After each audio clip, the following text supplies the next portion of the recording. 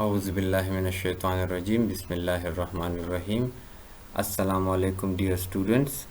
Good day and welcome to your 7th lecture of Development Communication. Our topic for today is Development Support Communication, or DSC in short.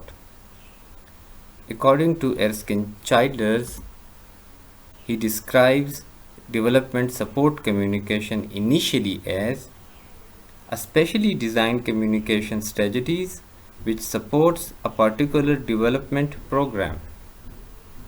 Basically, he suggested that when a particular or a specific development program is to be implemented, the implementers should design a specific kind of strategic messages to bring about change and development.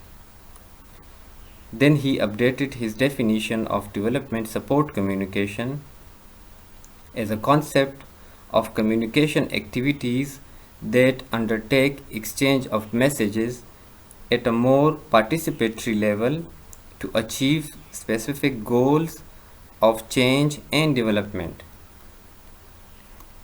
In his updated version, he describes development support communication as the process of development should be on more participatory level. If you want to change a certain community and eager to bring about development or positive change, so we have to involve the people in the designing of that strategic communication or messages.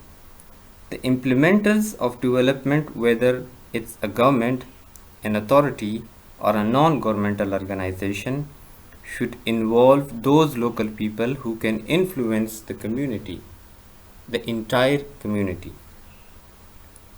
Like, if you want to start a women college in a rural area, or let's just say a conservative area of Pakistan, where it is considered that women should not be allowed to go to college, school, universities, or any educational institution. If you, as an investor, come with a good intention and construct a women college, instantly, without taking in account the locality or local people, that project is likely to fail.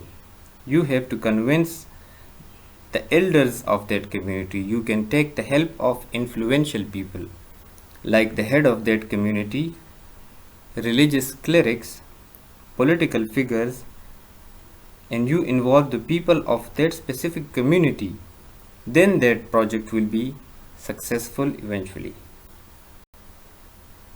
Now we come to the historical perspective of development support communication. In the early 1960s, the idea of development support communication was convinced by a United Nations Development Program Information Officer, Erskine Childers.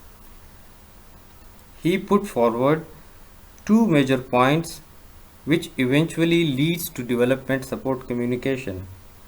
He suggested that planners and project developers cannot enforce and motivate the people towards successful and sustainable development and change.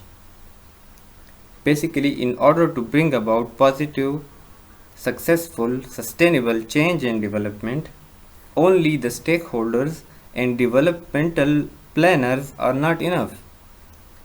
The planners and developers must involve the local people to successfully and sustainably implement the developmental project. He also proposed that process of development can be well managed only by the people who know the art of communication. Basically, he suggested that the people who have the art of communication, who can effectively pass on the message appropriately, who have good communication skill or good public speaking, they should be hired if you want to bring about positive change and development. I hope you understand the definition and the historical perspective of development support communication. In the next lecture, which is lecture 8, we will study the concept and the objectives of development support communication.